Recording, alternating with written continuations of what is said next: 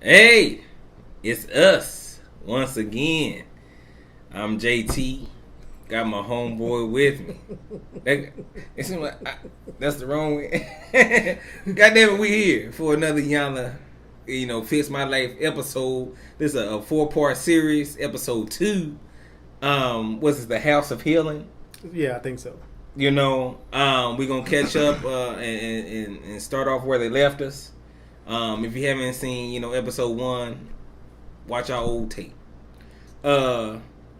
Episode 2, she brings us the women are outside. They got them in the nice grass and everybody's sitting. And I think she gives she has them to pick an envelope of and it's like their feelings, whatever. I guess it's something similar like there was something they wrote earlier, and then she had it in an envelope. It seemed like something they wrote already. No, I thought how they was talking.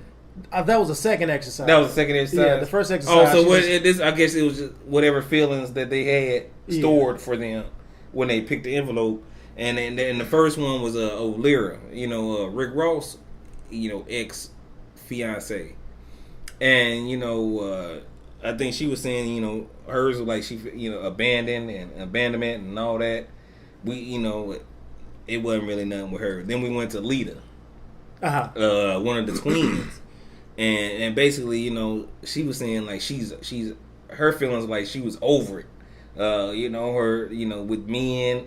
Her relationship with men, her life, her attitude, but it seemed like everything negative. I'm over it, right?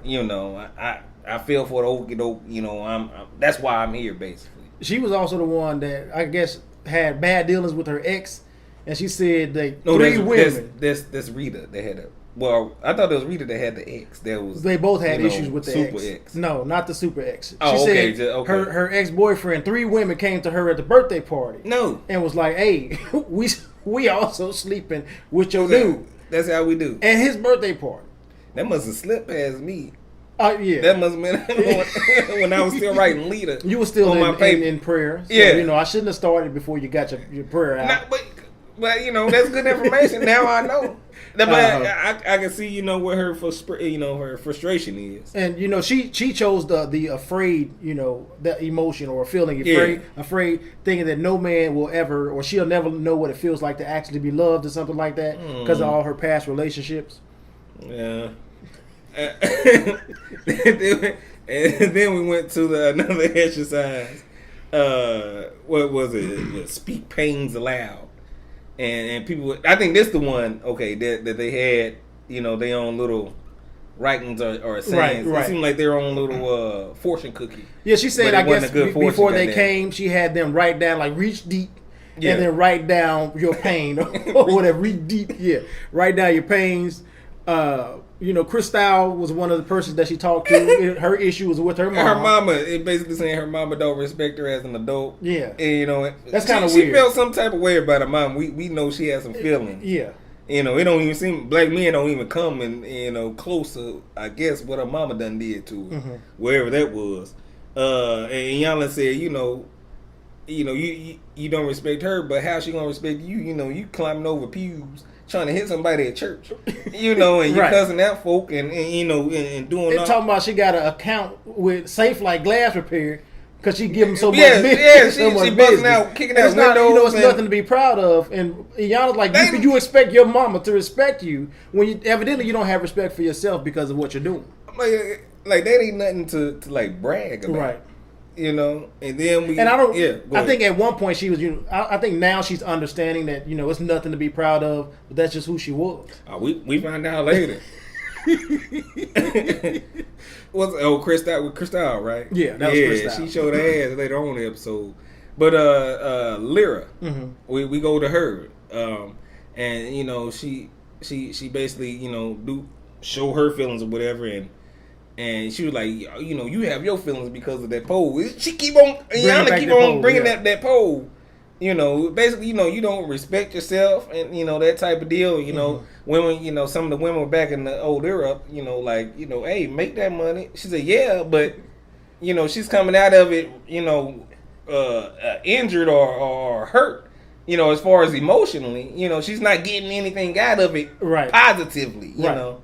Positive, I should say that. And you can whatever, rah whatever, but she falling into a hole. Mm-hmm. You know what I'm saying? And so I don't know, she ain't making her money right. She ain't on the pole with a positive attitude, damn man. And it was surprising to me that she said she made enough money to retire before the age of 21. Now she's a pretty young lady, but I didn't know she was doing it like that. Like, I don't even know what that takes. Like, what does that mean? I made enough money to retire by the age of 21. Like, I don't know how much booty clapping that you can occur. Yeah. To be retired at 21. And she's only 22 now. I don't know. That's a lot of booty clapping. And that was when Iyanla was talking to the other women or explaining to Lyra. They had their own pose that they had to deal with. It wasn't just, she was Lyra the one who made money off y'all the fools that, ain't making money off y'all hurt, goddamn it. And then we moved to, I think, Rita. I think she was part of the group too. And we know her from her husband left her for a white woman, which was, I guess, his secretary or something like that. Mm-hmm. And then it goes on to she done got her jaw broke by her ex-boyfriend. Her boyfriend got stabbed by her another ex or something like that. Mm-hmm. It seemed like a old twisted novel. How with her and her ex-boyfriend. Yeah. You have to ask, how do you get to the point where every man that you've chosen, I can't say every man, but you've chosen a few crazy ass dudes. Like the fact that they jumping on you, breaking your jaw, stabbing your ex, and maybe the ex-husband probably was the most sane or the calmest one, because all he did was leave her after 25 damn years, but leave her for his secretary or whatever. But dang, she was saying I have no good relationship with black men. I give 110, 20%. Yeah. And Iyanla. Iyanla's like, what more can you give? What do you haven't you learned your lesson? Basically. And why were you giving so much? Yeah, she was saying what were you expecting from this whole situation? Me doing that, doing that was about enhancing his life was like enhancing my life. Mm-hmm. And Iyanla, come on now. There's a lot of women that think that. Can you blame them or do you blame us? We've seen or heard of several cases where the women have helped this man get through law school or get his doctorate or whatever, and then as soon as he get the job and he's successful, then he's done with her and he's moved on to a lot of times, especially with professional athletes. A lot of times, it's outside their race. They're dating outside their race. Yeah, they don't want to. Deal, and we'll get to that later. They don't want to deal with a black woman. Mm-hmm. And they got their reasons, whatnot. And then she moved on to old Gloria. We know her, the lawyer. She's, somewhat guarded. The defense lawyer. And she, we kind of know her as being lonely. And, do we know her as being lonely? Well, she feels alone, and, I would think so. Okay.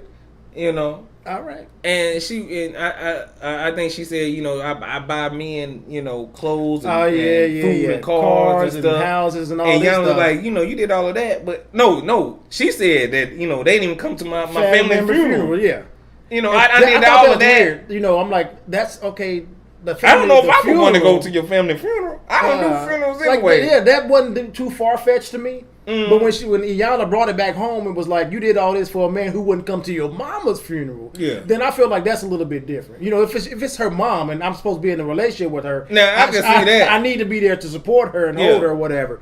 But just family like your cousin, your great nephew, I don't know if you can hold that against me. Nephew. I don't know if I would go to my great nephew's funeral. We're gonna say you will. let's just say you will, bro. You know what I'm saying?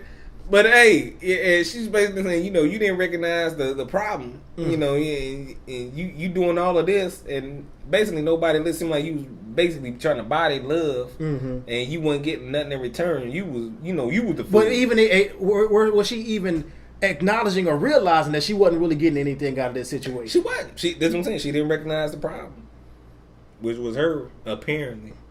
And then after that, Iyanla had a new exercise, old tug of war, and you know she been using all day. You know, fight for your life. That's been her, you know, her little slogan all day long. And so she had half of the women on one side and half of I think she said one. Let me. The one that you don't want to don't want to heal, and the other side that I guess want to heal or that's trying to heal. Yeah. And so, and I'm looking at this tug of war teams, and I'm like, this is it's unfair. I'm looking over Alana. No, I don't even know if you said that. You said whatever team Alana's on, they gonna win. That's what. Let's keep it real. That's what you said. But you know it was Alana, I think Lyra, and I forgot the other two ladies. One of the twins, the Rick Ross. Yeah, I said Lyra. Oh, that's one other lady. It just looked like it looked like more people on their team. Yeah, Crystal. Like they had maybe the bigger women on their team. It looked like a old girl football squad over there. And I already knew. But you know. And they won. They won convincingly, and I already knew it was gonna go down. And so, you remember how the exercise went? I think that, after they won, and then when the girls said, Gloria was like, they had all the girls. They had all the girls. They had folk. Y'all had folk, but the teams did look a little bit off balance. She saw what we said. No, hell, they gonna win. That's when Iyanla had to bring it home, let her know, like, it's not about them representing or having more people. They represent, like, what did she say? The people who dishonor you. It's about the relationships. What did she say? She said something like that.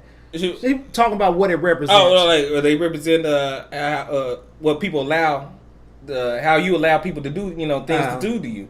And he cheated on you, or standing in a relationship with a man that dishonors you, not knowing who you are, sadness, abandonment, defeat. And then she asked, "Did you ever think to just let the rope go?" And I mean, let all that go. And it seems so simple. And I'm like, first of all, that's really not how tug of war is played. But the message in it, though, that's what made the most sense and probably hit home to some of them. I think maybe a couple that went over their head. But you holding on to all of these abandonment issues, these old relationships, all this bull crap. Whatever.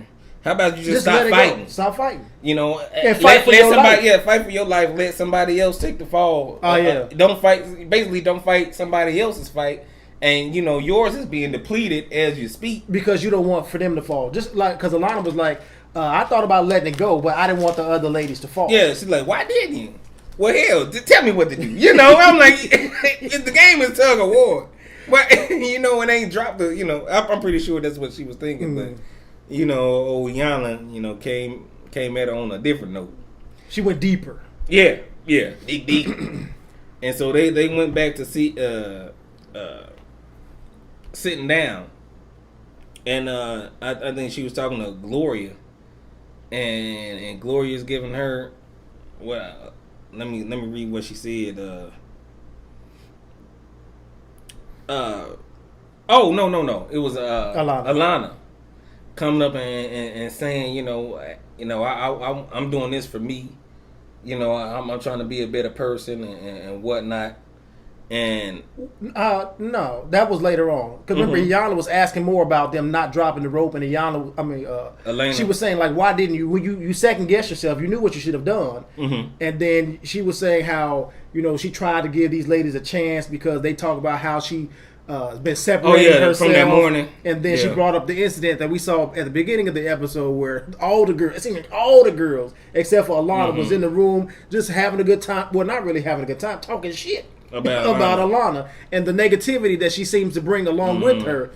They were like, we're going to ignore her. Yeah. We ain't going to deal with it. And it seems so catty. It seems so childish. And Alana knocked on the door, and as soon as she was trying to come in, Gloria was like, nah, we don't need you here. We don't want that negativity. Old demon.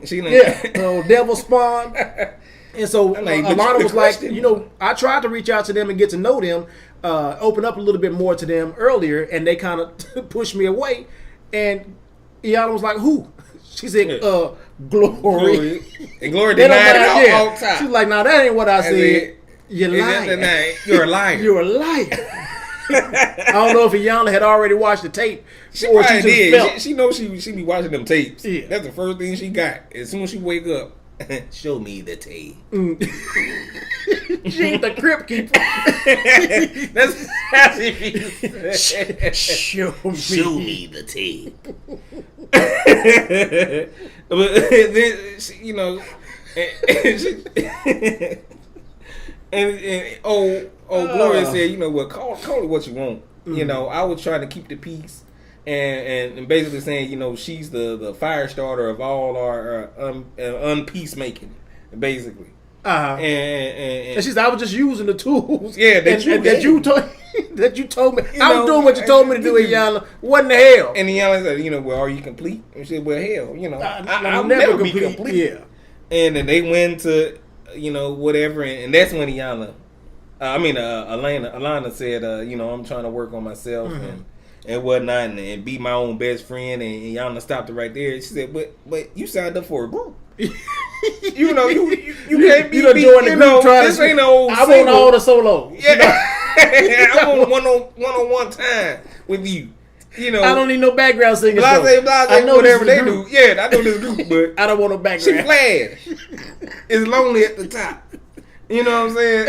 And so, you know, I'm trying to work on the motto was? I'm trying to work. I'm not just saying I'm my own best friend or something. No, you talking about the house. Like, I'm not my sister's keeper. I'm my sister. I'm my sister or something like that. Mm-hmm. And she's like, I ain't my sister keeper. I ain't got no sisters. It's just me. I'm an only child. But you understand where she's coming from, because it's probably hard to come in this group setting and open up when you're not used to this type of thing and people being honest with each other. You don't know who these people are. You don't know who to trust, and you're working on yourself to learn to open up to people. So I can understand where she was coming from. But Iyanla was like, hey, this is a group. We do this. We do this as a group, and that's when they, I guess, broke for the day and went and sat by the pool side. Yeah, you know, and they were talking, and I think what Cristal was talking about, you know, her and her relationship with her mother, and Alana said, you know, just if your mama died right now, you wouldn't feel some type of way. And she's like, she seemed like, she's cool, and it's weird when people get to that place.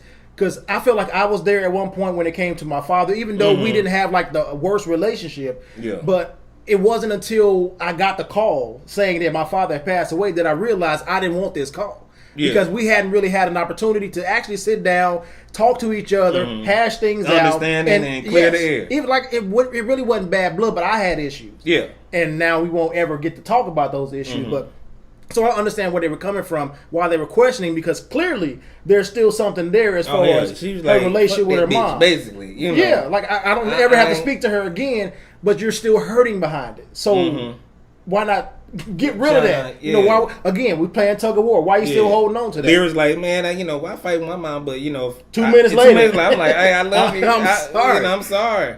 And I think, and then Lita was talking about her relationship with men and how she let like black men, you know, bring her down, and her relationship with her father. You know, I don't have a good relationship with my father, but you know, I still want to. I think that's the reason. Yeah, and I think all my downfalls is because she didn't have a relationship with her daddy, and then letting all the other men just, you know, do her in and whatnot, and then, you know, she gave her speech, and so I think that brings us to the heart song exercise. And they like Iyanla wanted everybody to close their eyes and breathe in and out. And she picked Cristal out the bunch, and you know, tell me what's in your heart. Just let it, whatever sound comes out. Give me a sound, and you know, she giving her whatever, you know, letting it out, and she, you know, and she's like, yes, there it is, bring it out. Yeah, she ended up like crying and screaming or whatever, and I'm sure that had a lot to do with what she's going through with her mama. Yeah, and she kind of, you know, hinted to that, and then she, you know, she told everybody to keep on breathing. She took Cristal to the whacking room. I was like, that's like a. I understand the name. Yeah, but to a dude, it's something. It's something totally different. Like sterilize that room properly, please. And then, you know, they had a little punching bag and I guess like a little styrofoam stick, whatever. And she told him, hit it. Basically, getting frustration. Now, Right. I've known like hitting shit.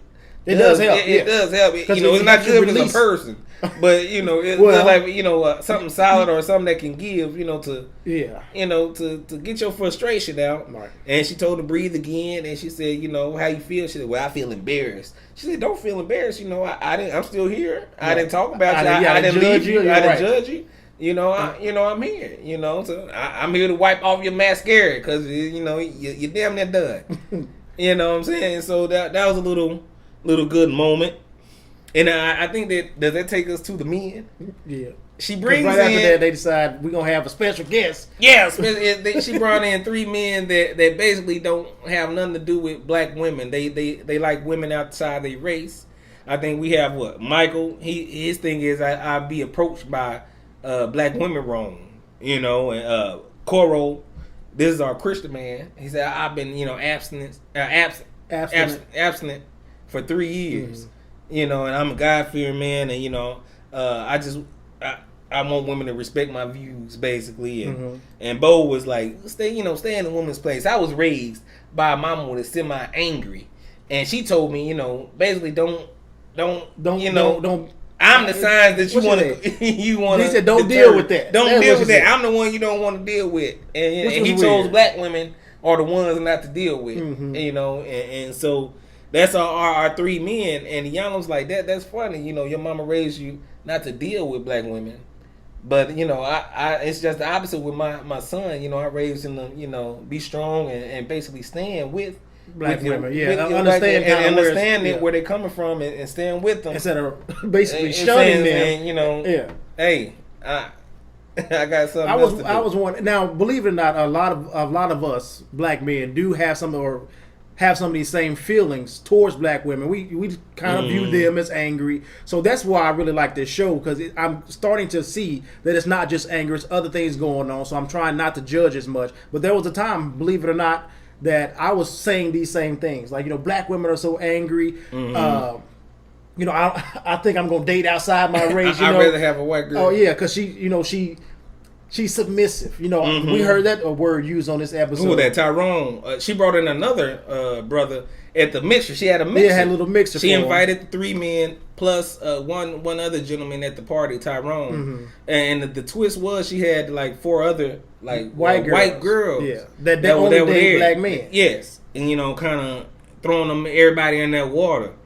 And so it was funny. All the black girls came down the stairs, and I'm like, this look like Bunny Ranch. Like if some dude about to pick got his menu and about to pick one of them and have a good time. I'm like, they on the stairs, looking all done up. I'm like, this is Bunny Ranch. Why she, how y'all feel? They said she'll get there, give them the party, the party rules, and everything. And then she did say, we gonna have alcohol. Yeah. So hey, y'all know what that means. And a lot of us like, thank you. So they go outside, and everybody trying to mingle, and Tyrone starts talking to I think Rita. Yeah. And and he was saying his reasons for not dating black women, and Rita was talking about I don't want to the reason why black men tell me they don't date a black woman because they're it's already stereotypical. Yeah, it's already that they're angry and all the stereotypical stuff. And he was like, you bitter, ain't you? And she was like, didn't want to admit it, and I feel like he was kind of trying to come at her he was forceful, kind of forceful with it. And I'm like, I can kind of see why you would want to date you. And he's like, hello, and walk out. I'm like, what is going this? over this snow bunny? And I think they showed another with Michael with the white girls, and it seemed like he spent most of his time talking to the white girls. Oh yeah, and but it was weird though. They said, "Why do you like snow bunnies?" It's because how beautiful our eyes are when we're giving you head. Yeah, give you head. I was like, my first question was like, "That's what you think of yourself? You got beautiful eyes while giving head? Like you didn't think that there was anything more positive that he can come up with, or is this what black men are telling you and you cool with it? You got you got some beautiful eyes." If some girl say that, you ain't really thinking like you got problems or nah. You about to say what time it is, what that mouth do. But you know, they show him and the white girls and doing, you know, he kind of paused. He gave a look like, I'm like, it sounded inviting to me. that kind of changed. That would let me know that what's on their mind. Shit. And then Iyanla was, you know, giving her little. She in the back watching her video. You know, she always got a little eye on her.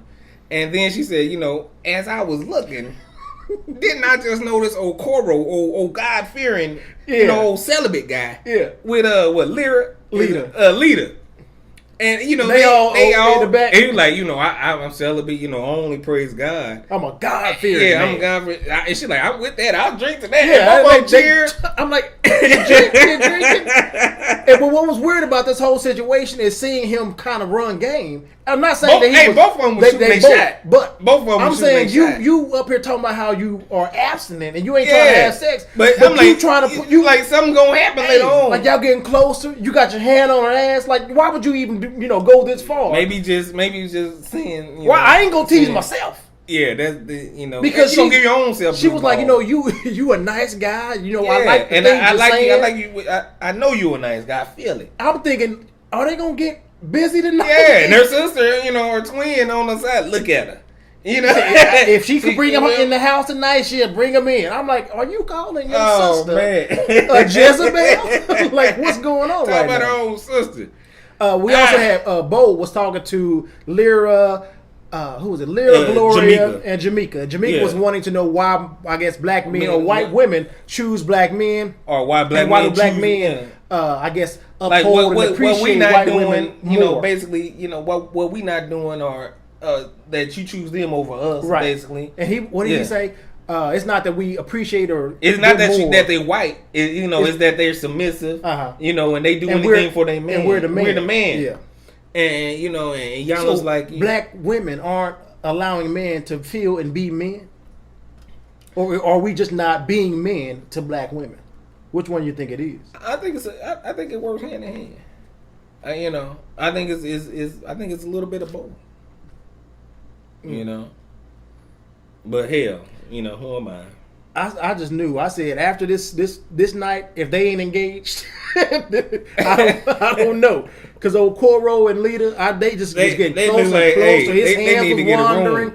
I'm like, bruh, you was. It wasn't wandering. It was on the ass. Yeah, it knew where it was going. But you the one that's how are you practicing abstinence? And you doing everything but the sex. He seemed like one of the type of people that, you know how some women say, if I'm not having sex, vaginal sex, then it ain't sex. Giving head ain't sex. Yeah, I feel like he might be, something different, doing something else. I don't know, folks. Well, that's how they left us with the mixer. We'll see what other. I'm really anxious to see next episode when they bring everybody in and the men and she still has the men for the third. Yeah, they're episode. part of the conversation. If you like us, I got on my shirt. This one of our podcasts, Keep It Moving Podcast. What's the website? KeepMovingPodcast.com. And that's what it is. It's me, my homeboy Mike, and our homegirl Novelty. You know, it's more just a tad bit more serious. You know, we do with more topics and that's around the country and the world. Of course, we got our Quick Conversations. That's our podcast. You know, we go a little bit deeper. But till next time, peace.